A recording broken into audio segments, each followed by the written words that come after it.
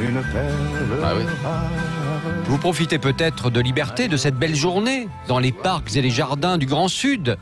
Et sur certaines plages, en revanche, pas de terrasses de bars ou de restaurants, toujours fermées. Voilà, c'est comme ça. Ouverture normalement le 2 juin pour un certain nombre de restaurants et de bars dans la zone verte, où le coronavirus circule le moins. On verra, il faut encore une confirmation. Voilà. Et puis alors, pas de parc d'attractions, toujours fermé. Mais, la grande nouvelle, c'est que ça y est. Macron a cédé. Il a cédé aux appels au secours de Philippe de Villiers qui demandait la réouverture du Puy du Fou. Ce sera le 11 juin prochain notre débat. Coronavirus, faut-il tout déconfiner une fois pour toutes? Les terrasses de bars et restaurants, tous les parcs et jardins, toutes les plages, les parcs, partout en France. On vous attend 0826 300 300 et les réseaux sociaux. Philippe Rossi. Et les réseaux sociaux, Twitter, Facebook, où c'est un grand oui, un oui à 73%. Sud Radio, les vraies voix. Le débat est ouvert. Mon cher Nicolas de Villiers, bonsoir. Bonsoir. Merci d'être avec nous. Je sais que vous êtes très pressé et je suis en retard, mais on va y arriver. Alors dites-moi, quand et comment, parce qu'on vous avait entendu il y a une semaine, dans Les Vraies Voix sur Sud Radio, on a défendu votre cause, évidemment. Attendez, on n'est pas les derniers pour aller à la bataille, bien évidemment. Quand et comment le président a annoncé la bonne nouvelle à votre père Philippe de Villiers? Écoutez, le président a vu que les choses étaient assez floues, à vrai dire, dans les réponses qui ne nous étaient pas apportées quant à la question de la date d'ouverture, tandis qu'on disait aux restaurateurs le 2 juin vous ouvrirez, on ne nous répondait pas sur la question des sites de loisirs, tandis qu'on ouvrait les parcs zoologiques en même temps. C'est vrai. Donc on a lancé cet appel au chef de l'État qui l'a entendu et qui n'a pas cédé. Il a simplement tranché en inscrivant lors du jour de son conseil de défense la question de l'ouverture des sites de loisirs. Il a tranché en disant écoutez, il faut pouvoir donner l'occasion dans la confiance qu'on fait à ces professionnels du flux que sont les sites de loisirs comme le Puy du Fou, il faut leur donner la possibilité d'ouvrir quand on donne l'autorisation en parallèle aux restaurateurs et c'est une formidable nouvelle. Donc voilà, il a simplement... Enfin, vous dites il n'a pas cédé, il a tranché, pardon, mais vu la pression qu'on lui a mis, que ce soit votre père ou que ce soit les médias, je crois quand même qu'il y a un moment où il fallait bien qu'il réponde quelque chose. Oui, mais vous savez, il était absolument obligé de rien. C'était le gouvernement qui dirigeait les opérations et en l'occurrence, je crois qu'il a plutôt pris les choses en main. Il a pris les choses en main parce que Philippe disait non, pas d'ouverture avant juillet-août, alors que lui était visiblement quand même plus ouvert. C'est ça aussi le truc. Vous avez raison, et ça s'appelle trancher, ça s'appelle prendre une position qui est celle du bon sens, nous semble-t-il. Donc nous, on n'agissait pas en cavalier seul, on considérait simplement que derrière nous, nous étions des centaines de sites de loisirs qui prenions la parole à travers notre cri d'alerte, et le chef de l'État l'a entendu avec beaucoup de bon sens en répondant, écoutez, il faut appliquer les mêmes règles aux restaurateurs et aux parcs de loisirs, comme on l'a déjà fait pour les parcs zoologiques. Alors ça veut dire quand même que là maintenant il faut agir, là il faut travailler. Depuis ce matin par exemple, est-ce que les réservations repartent ? Oui, les réservations repartent et ça c'est une nouvelle formidable. Nos équipes reviennent aussi progressivement, bien sûr plus particulièrement à partir de demain, puisqu'on a annoncé aujourd'hui à nos équipes la bonne nouvelle. Combien de personnes là ? 2500 personnes qui vont pouvoir reprendre le travail au Puy du Fou, plus 4500 autour du Puy du Fou. Vous savez, c'est 7000 personnes qui étaient en suspens en attente de décision. Donc c'est une très bonne nouvelle aussi sur le plan de l'économie, bien sûr. Bon, dites-moi, les plus grands spectacles chez vous, on en a parlé l'autre jour, il y a des spectacles absolument magnifiques, notamment avec les oiseaux, là, c'est absolument extraordinaire, mais ça veut dire que tout le monde est dans des travées les uns contre les autres. Comment vous allez faire ? Quel est le protocole à partir du 11 juin prochain ? Nous ferons respecter l'ensemble des distances barrières qui sont impératives tout au long du séjour, tout au long de la visite que nous proposons au Puy du Fou, parce que depuis l'entrée même dans le site, avec l'ensemble de la circulation dans nos allées, et bien sûr jusqu'à nos tribunes de spectacle, nous avons 350 agents experts qui s'occupent d'orienter, de guider le public et qui placeront nos visiteurs dans les tribunes de telle sorte que les distances soient toujours respectées. Nous avons adapté notre restauration, nous désinfectons l'ensemble de nos tribunes avec des processus de contrôle, etc., etc. Donc tous nos lieux traversés par le public sont vraiment adaptés et préparés et désinfectés pour que la sécurité sanitaire soit au rendez-vous et que nos visiteurs puissent visiter le Puy du Fou. Voilà. Bon, c'est formidable. Écoutez, Nicolas de Villiers, c'est formidable. Moi, je vous propose qu'on se donne rendez-vous. Rendez-vous le 10 ou le 11 juin et puis on fait un point sur la situation. Tout est prêt, les premiers visiteurs sont venus nous voir, etc. etc. C'est quand même formidable. Merci, je vous laisse parce que je sais que vous avez un travail de dingue, évidemment, avec cette annonce. C'est absolument inévitable. Et on vous salue, les vraies voix sur Sud Radio vous saluent, et saluez Philippe de Villiers pour nous, parce que je le dis et je le redis. Bravo Philippe de Villiers, pardon. Enfin, si Philippe de Villiers n'avait pas mis la pression, peut-être qu'on n'aurait pas eu le résultat qu'on a aujourd'hui. Je ne sais pas ce qu'en pense Yael Mellul, mais enfin quand même. Bah oui, mais c'est important, c'est comme ça que ça marche. Hein. Voilà, il faut faire entendre la vérité. En fait, c'est la conviction qui marche. Non, mais la preuve. La preuve. Et la sincérité. Absolument, bien sûr, ça marche, absolument. Nicolas Absolument. de Villiers, pardon, j'ai mauvais esprit. Il est parti, Nicolas de Villiers, il avait autre chose à faire, là. Il est déjà parti, mais quel par contre, dommage. ça va être un concept maintenant d'aller dans un centre de loisirs comme ça.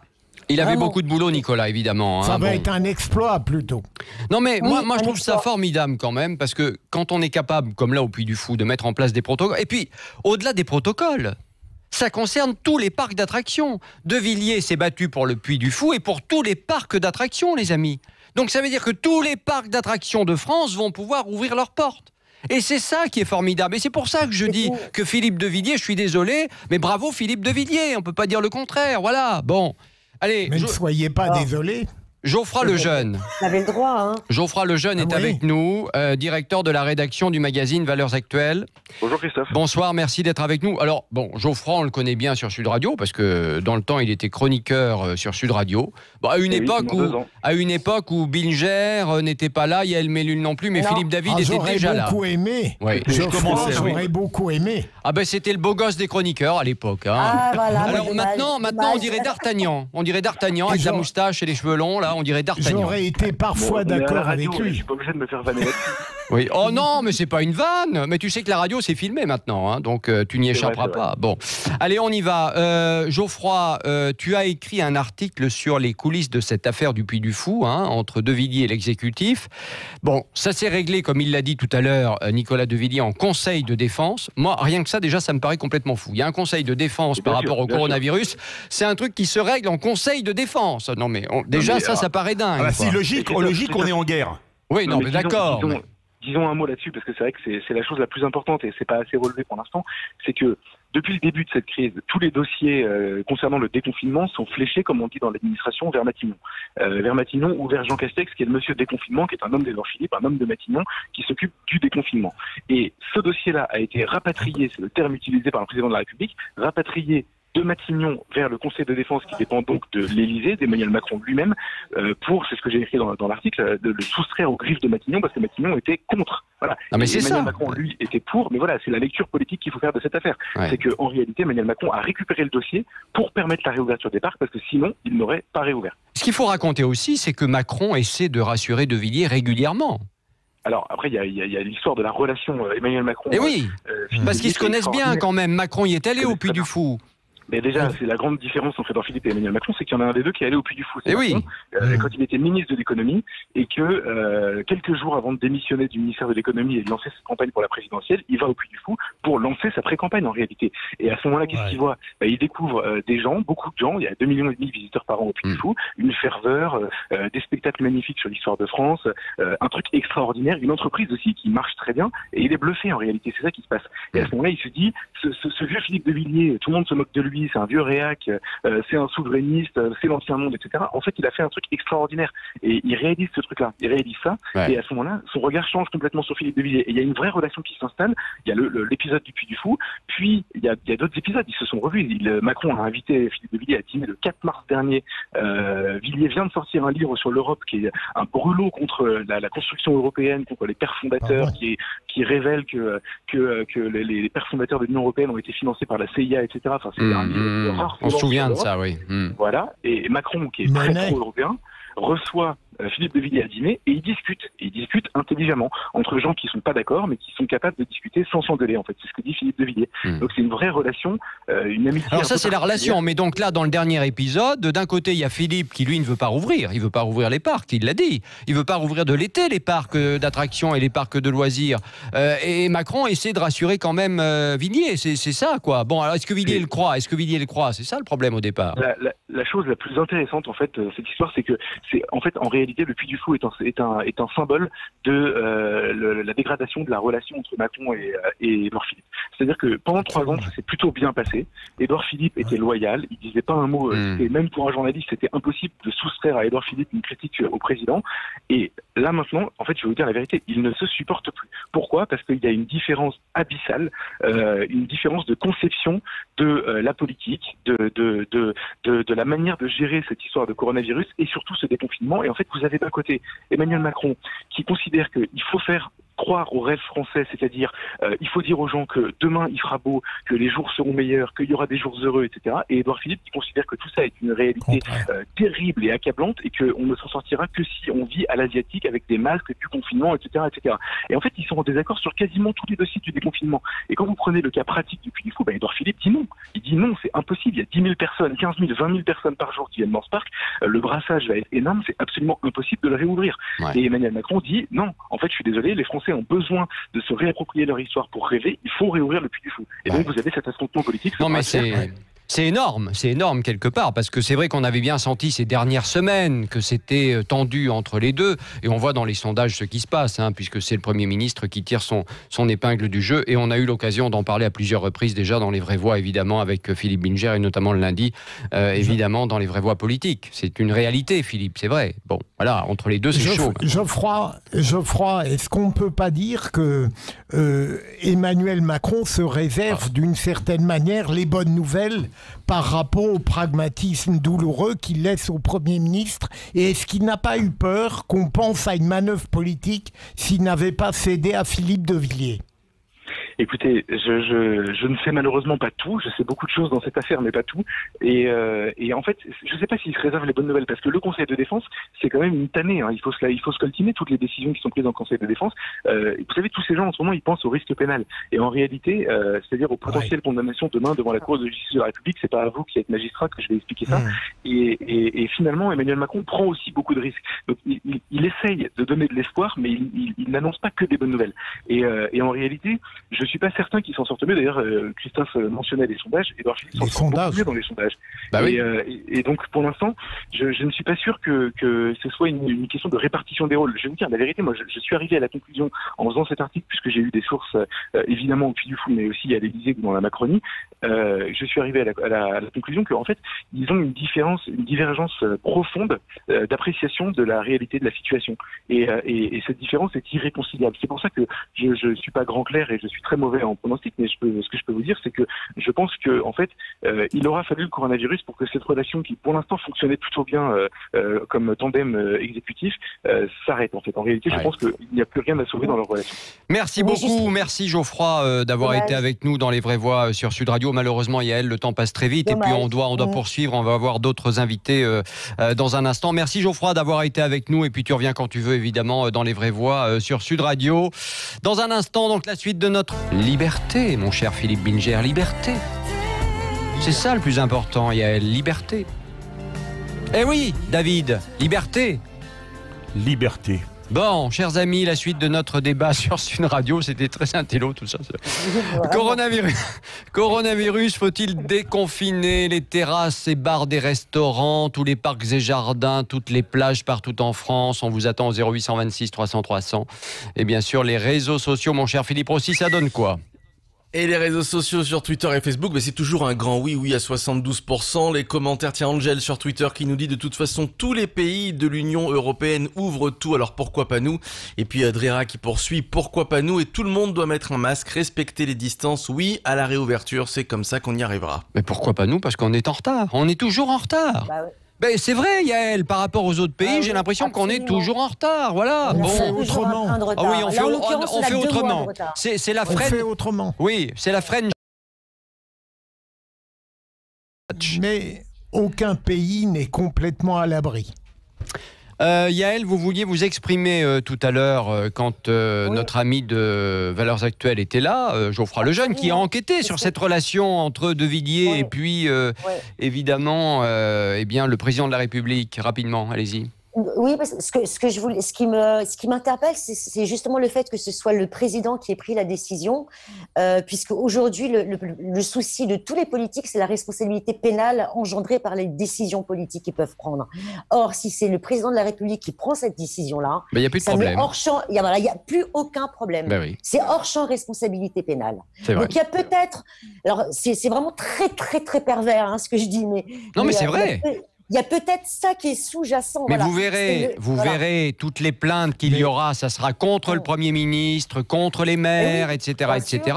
Le président, lui, il est à l'aise, hein, il risque rien, de toute façon. Absolument, donc, c'est une vérité. Mais Yael, vous avez d'autant plus raison que ça a été un drame pour Édouard Philippe de savoir qu'on prétendait le traîner devant les tribunaux. On a un autre invité avec nous, c'est Camille Otero, qui attend depuis un petit moment, gérant de restaurant brasserie. Bonsoir Camille. Bonsoir. Vous êtes à Montpellier, je crois, hein, c'est ça? Ah non. Ah, vous êtes où? Perpignan. Oh là là. Perpignan. Oh là là là. La guerre entre Perpignan et Montpellier. Oui, il fait très beau, il fait chaud. Il fait chaud. Hein. Bon, merci d'être avec nous. Est-ce qu'il faut rouvrir les restaurants rapidement dans la zone verte? Parce que, si on veut être honnête, hein, Camille, les médecins le disent, hein, peu de risques de coronavirus en plein air aujourd'hui. Et 80% des personnes atteintes le sont dans leur maison, chez elles, à domicile. Donc on fait quoi, quand, comment? Mais écoutez, j'ai un confrère qui a fait un article sur l'Indépendant, qui est le journal local, qui disant que la France sans restaurant n'est plus la France. C'est pas faux. C'est pas faux. C'est pas faux. Mais c'est vrai. C'est plus la France. Nous, on fait un métier magnifique. Moi, j'ai une brasserie magnifique à Perpignan, en centre-ville, en face le palais de justice, ça s'appelle le Café Vienne. Et, je connais, je suis déjà passé. Je vous ai pas vu, mais je suis déjà passé, oui. Bon, et un soir du 14 mars, on nous dit il faut fermer à minuit. Et le lendemain, il y avait les élections. Donc, on avait toutes les chambres froides qui étaient pleines. Hein. On avait tout parce que une journée d'élection à Perpignan, on fait 250 couverts minimum. Bah oui. Moi, j'ai une capacité de 250 couverts à l'intérieur et 200 à l'extérieur. Donc, on nous a dit de fermer. Alors, ça a été indécent de nous prévenir à 20h qu'à minuit, il fallait fermer, alors que le lendemain, il y avait des élections. Je trouve ça irrespectueux envers notre profession. J'ai plein de confrères qui sont dans le tourisme, qui soient sur les plages, qui soient en ville ou qui soient on a Collioure, on a des stations magnifiques, et on nous a dit voilà, vous fermez. Et puis non, mais c'est vrai qu'on aurait pu vous laisser 24 heures ou 48 heures pour vous retourner un minimum. Ça n'a pas été le cas. Non, mais c'est vrai. Alors après, évidemment, le virus était là. On a vu ce que ça a donné, puisqu'on a quand même presque 30 000 morts. Hein, bon. Si on a sauvé des vies, c'est magnifique. Si on a sauvé des vies, c'est magnifique. Mais maintenant, on arrive au point où notre pays, et surtout nous, dans le tourisme, hein, que ce soit mes confrères, dans les campings, les hôtels, les restaurants, on arrive, on ne sait pas. On attend de savoir le 25 mai quel va être le protocole sanitaire pour ouvrir nos restaurants. Non mais de toute façon, moi je vais vous dire un truc. Hein. Honnêtement, je vois pas pourquoi il est interdit d'ouvrir les terrasses, en tout cas d'attendre encore jusqu'au 2 juin le cas échéant, et même peut-être jusque mi-juillet pour Paris. On va voir. Oui, bien sûr. Pourquoi il faut attendre autant de temps alors que... Alors, vous avez, tenez-vous bien, vous avez des parcs qui sont fermés dans certaines régions de France. Vous avez des jardins qui sont fermés, donc on ne peut pas y accéder. Vous avez les terrasses de restaurants qui sont fermées, donc on ne peut pas y accéder. Qu'est-ce qui se passe? Qu'est-ce qui se passe? Les gens, ils se rassemblent où? Ils se rassemblent chez eux. Ils sont confinés chez eux. Et justement, les études nous disent que c'est dans le confinement et chez soi qu'on a le plus attrapé le coronavirus. Cherchez l'erreur. Cherchez l'erreur. Mais arrêtons de nous faire peur avec ça, quoi. Moi, je conçois très bien qu'on veuille sauver des vies. Alors qu'on mette une table sur deux, par exemple, voilà. Et puis l'affaire, elle est réglée. L'affaire, elle est réglée. On est en plein air. On est en plein air, Yael. On est en plein air. Tout va bien. Et qu'on nous donne elle est réglée, non. Excusez-moi, monsieur le journaliste. Qu'on nous donne rapidement le protocole sanitaire, s'il vous plaît. Voilà. Qu'on nous le donne. On nous a donné l'ordre de fermer le 14 mars, sans aucune explication. Mais là, s'il vous plaît, qu'on nous donne le protocole sanitaire. comprenez? Voilà. Bon, Camille Otero, moi je propose une chose, c'est qu'on se tienne au courant, parce que je trouve d'abord que, évidemment, vous avez un argumentaire qui est très intéressant, hein, voilà. Mais Et non, puis on est là. Non, mais attendez, nous on est là pour. Moi je vais vous dire, je suis là pour soutenir le fait qu'il faille rouvrir ces terrasses de restaurants au plus vite, les parcs et jardins de la même chose. Voilà. Au bout d'un moment, alors certes, c'est ouvert dans le sud, on a compris, hein, on y est dans le sud, donc on le voit bien et on en profite, mais je pense à tous les autres, et tous les autres aujourd'hui, eh bien, ils n'ont pas le choix. Ils sont chez eux, ou bien alors ils sont sur des places desquelles on les déloge. Voilà, on déloge les gens, c'est pas possible. La France sans les restaurants, c'est pas la France. Mais vous avez raison, je suis d'accord avec vous. Voilà. Allez, Camille Otero, à bientôt dans Les Vraies Voix sur Sud Radio.